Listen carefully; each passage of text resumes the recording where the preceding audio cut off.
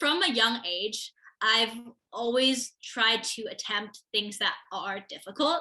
Kind of one of my mottos is that it's so much better to fail trying something monumental than to succeed at an inconsequential goal. Welcome to Frank Stajano Explains. Today's topic is once again getting admitted to Cambridge or some other top-tier university to do computer science, and dispelling the misconception that computer science at a place like Cambridge is just a boy thing. It's not. Today I'm catching up with a brilliant young woman called Natalie, whom I interviewed last December. She passed the interview with flying colours, and she recently received an acceptance letter from Trinity College, Cambridge. I'm very much hoping that her contagious enthusiasm will inspire other young women to take up computer science, and in fact, she hopes that too herself, so much so that before even coming to university, she already started her own non-profit foundation called mathandai4girls.org to help young girls achieve success at the highest levels in mathematics and artificial intelligence. That's pretty amazing. And I want you to hear it from her firsthand. And if you would be so kind, please hit the like button on this video so as to nudge YouTube into showing it to the many other potential applicants who would benefit from hearing Natalie speak. All right, it's my pleasure today to introduce Natalie Shell, whom I interviewed for admissions a couple of months ago, and who has recently received an acceptance letter, an offer from Trinity College to come as an undergraduate next October. So I'm very pleased to hear from her what it feels like to be in this situation. Natalie, just why don't you tell us something about yourself to begin with? Who are you? What do you like? Will do. First of all, I'm so honored to be here. Thank you so much for inviting me, Professor Stajano. So a bit about me, I'm Natalie Shell. I'm from Connecticut in America. I was actually born in London, and I've lived on 3 continents. I speak 3 languages, and I have 3 different passports. I've loved math from a young age, since I was maybe 5 years old. And then as I continued on into middle and high school, I discovered a passion for computer science as well. And now I've been admitted to Trinity to study computer science. In my spare time, I'm actually a TV show hostess, and I love skiing, biking, sailing. I'm actually on a ski trip right now. That's fabulous. So what are your 3 languages? My 3 languages are English, Chinese, which is my second language. Actually, I've hosted quite a few TV shows in Chinese. And then my 3rd language is Spanish, which I'm currently taking at school. I also know about 4 words of Latin, but I don't think that quite counts. Yeah, well, it might be useful in Cambridge. Yeah, all the formal things and so on have bits of Latin in them. So okay.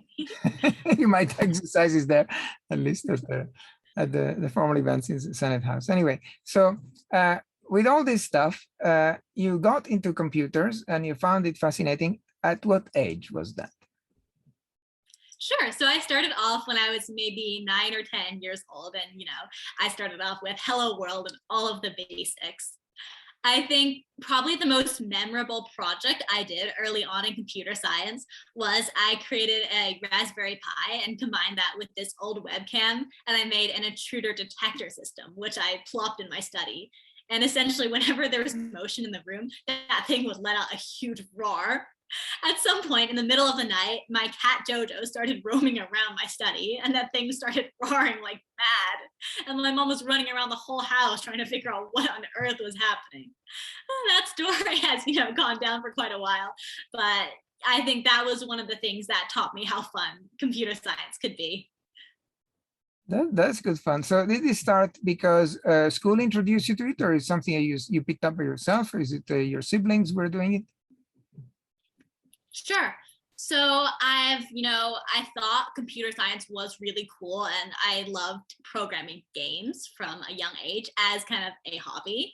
And then I think when the summer after ninth grade, I applied to this program called AI for All at Stanford University. And this program aimed to help students achieve, like, essentially aim for the highest level of AI development. So I started off programming some basic AI algorithms to actually determine the subtype of cancer. I also got to speak to people who are at the forefront of AI development in, designing cars, self-driving cars, in airplanes, in medicine. And that's when I realized that computer science was something that was so cool, was more than a hobby. It was something that I wanted to do. Like, I drove in a Zook self-driving car during the program, and that thing drove smoother than any driver I'd ever been in a car with. And I was so impressed.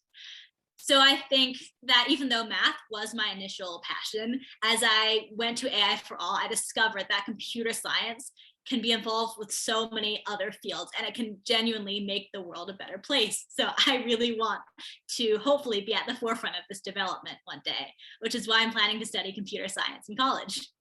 And how old were you when you got into this program? This was the summer after ninth grade. So I was, I think, 15. 15. Okay. And when you started just your first Hello Worlds that you were talking about, what age was that? 9 or 10. 9 or 10. And how did that start? My question was, did that start because there were plenty of computers in the house, or did you do something at school, or how? So how initially, I believe like 6th grade or so, that's when we started having a couple computer lessons here and there at school. But even a few years before that, I love math. My parents said, hey, Natalie, there's this thing, computer science, and I programmed Hello World, and it was kind of a bit simple. So I got the basic introduction from my parents, but I think it wasn't until I discovered that I could program games that I started getting into it as a hobby. And then once I went to AI for All, then I thought of it as a future career. And so this programming games was something that you were doing in your spare time, or was this something Oh, yeah. as a course in class? Sure. So a bit of everything. So I have programmed some games in my spare time. Actually, have you heard of the game Mastermind? Mastermind, the one with the pegs, the color pegs. Yes. Yes, yes. That is one of my favorite games. So I programmed an AI algorithm that, randomly creates some colors and then has the user try to guess what the colors are. And that was, I think, again, one of my earlier projects. And then in school, we also did a couple games, using Scratch, which is a more block-based programming language. And I've also, since then, later on, attended summer programs focused on game development as well. Excellent. So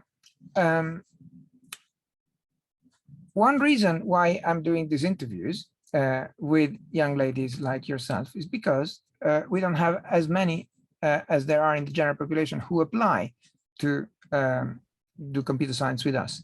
And it's not like, we prefer boys to girls. It's that there's not many girls who come into the beginning of this funnel. And so, of course, there's proportionally not so many that come out. Why do you think that is? Because you seem to be super passionate. It doesn't seem like, being female impedes being excited by computer science. Yeah, absolutely. So from a young age, I've competed in tons of math, computer science, events, competitions, programs, camps. And when I was young, the amount of girls and boys was kind of more or less even. But as I continued on, excuse me, what age were you when the balance was even? Well, actually, when I was in like 2nd or 3rd grade, for example, there was actually like a couple more girls than boys in the advanced math class. So what I was saying is that as I continued on into middle school, that's when I noticed that there were more and more boys and less girls, especially at the highest levels. And this is because a lot of the girls around me, extremely talented girls, were dropping out in droves, often due to a lack of confidence, despite that they were equally as talented as the guys around them. And I think this was something that really upset me personally. And, although there's nothing wrong with being surrounded by dudes at math competitions. Some of these dudes have become my closest friends. But I think at the same time, it's important for girls to be able to have confidence and to compete at the highest levels, because math and computer science are ultimately the building blocks to making a better tomorrow. I actually created a nonprofit organization last year, Math and AI for Girls, that aims to help girls achieve the pinnacle of math and AI. I'd love to talk more about that if you'd want to. You created a nonprofit organization. Sure did. Wow. You know, my spare time. Wow. Like you have plenty of spare time, I'm sure. That's very exciting. So what has your organization done so far? Sure. So initially I started out with a website, you know, that showed some resources and told girls about when they could compete in competitions, and essentially just kind of a way for girls to get started in STEM, something that I wished I'd had when I was in, you know, middle school. And then later on, I realized that I wanted to do more. So I decided to create a competition for middle school girls in math and AI. And to do that, it was definitely not easy. I reached out to potential sponsors and ended up securing sponsorships from HP, Hewlett Packard Enterprise, AI Startup, Automation Anywhere, and a few more organizations. And then from there, I marketed the event, you know, on all sorts of social media, on a podcast, on YouTube, on TV, in the newspaper. And finally, I had hundreds of applicants across 20 states who wanted to participate in this, you know, middle school math and AI competition I'd organized for middle school girls. And these girls were incredibly talented. Some of them are way more talented than I was at that age. And so this has been such a rewarding experience. Well, that's an excellent thing. We should be recruiting you for doing outreach for Cambridge and Trinity. That's really fantastic. So I'm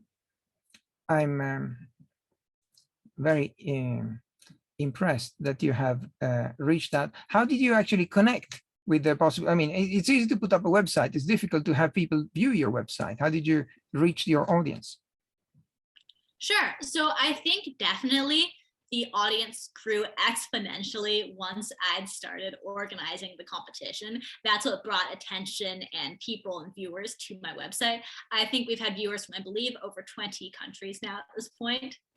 And something that I did is I reached out to organizations that had, for example, sponsored previous events that I'd been a part of, introducing myself and asking for sponsorship and marketing. So, for example, like D. Shaw, that's one of the organizations I'm currently working with, and they sponsored a summer program I attended.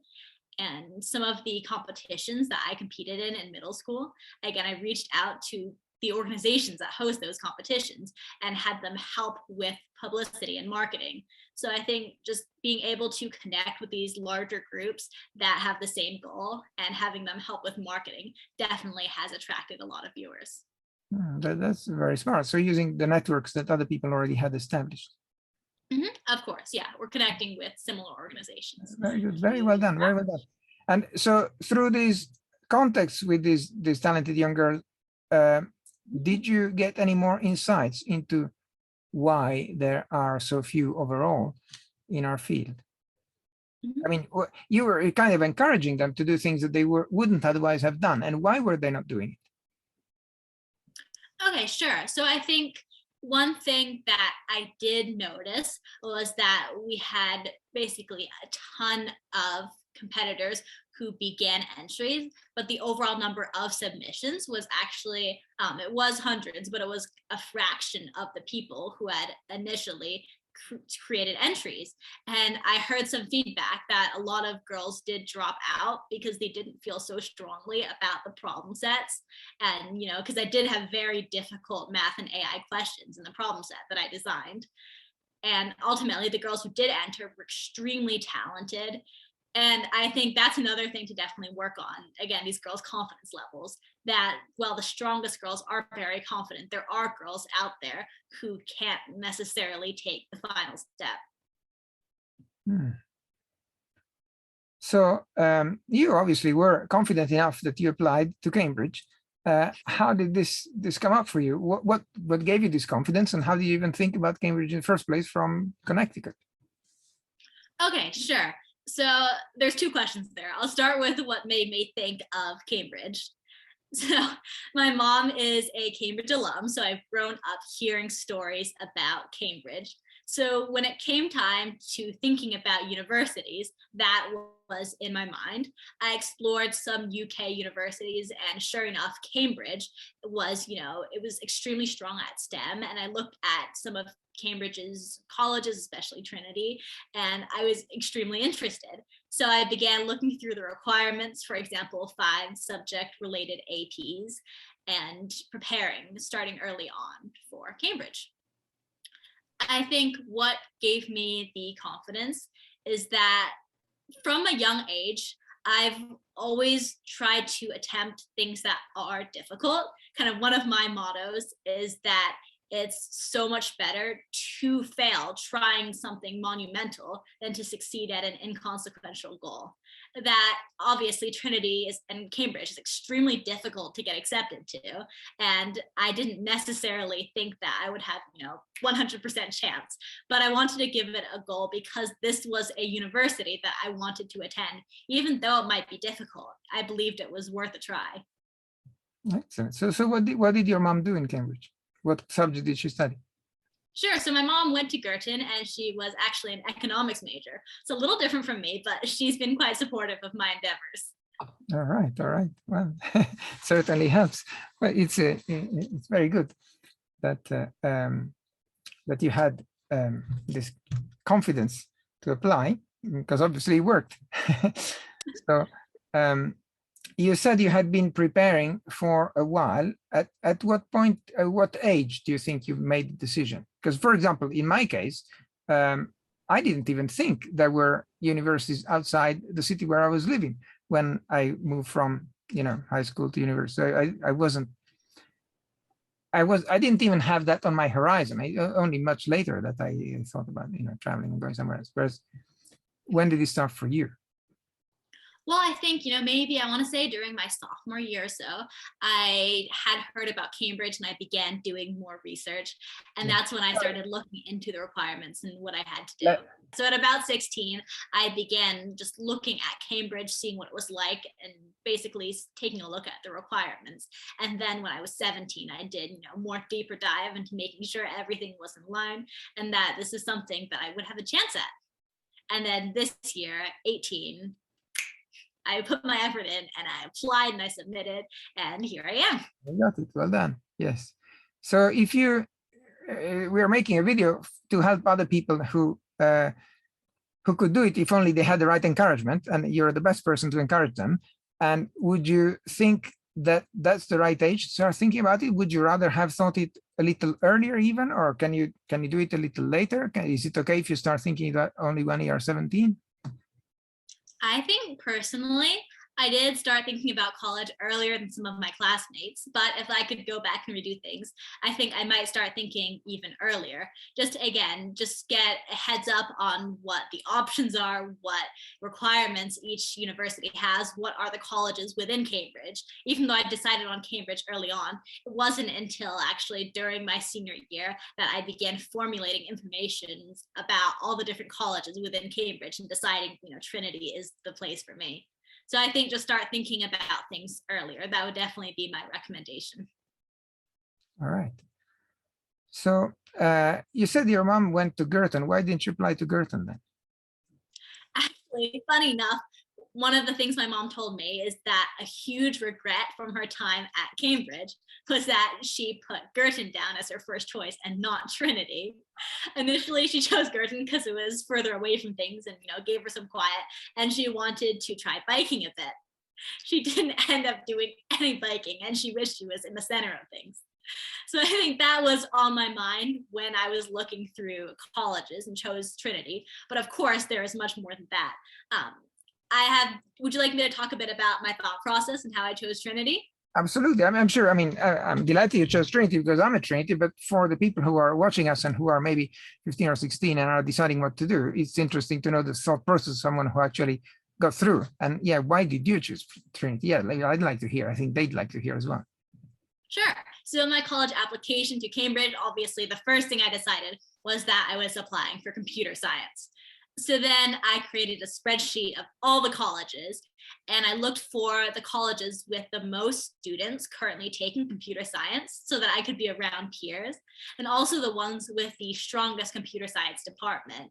And in the end, I narrowed it down to Trinity, King's, and Churchill. And then from there, I began to do a deeper dive into what, what the living conditions were like, what the dining hall was like, what the school culture was like. And actually, that's when I came across your YouTube channel. All And right. I saw I saw some of the videos, and hearing from some of the students, I decided that, okay, Trinity, this is it. This is where I'm applying. Well, I'm very, very pleased to hear that these videos had this effect, attracting another brilliant young woman. So that's repays all the work. Thank you very much.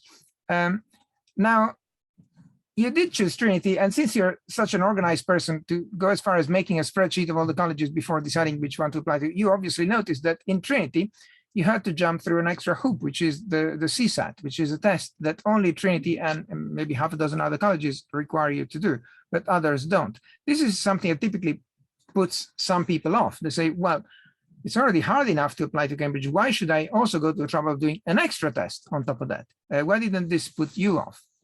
Sorry, I'm stopping the video on a cliffhanger here. The chat with Natalie was so engaging that we basically forgot the clock and ended up with a much longer recording than usual, so I'm going to split it up here. To hear her thoughts about the CSAT, like, subscribe to the channel and hit the notification bell to get a warning when the next segment of this interview comes out, which will be soon. Thanks for watching, and see you very soon for more.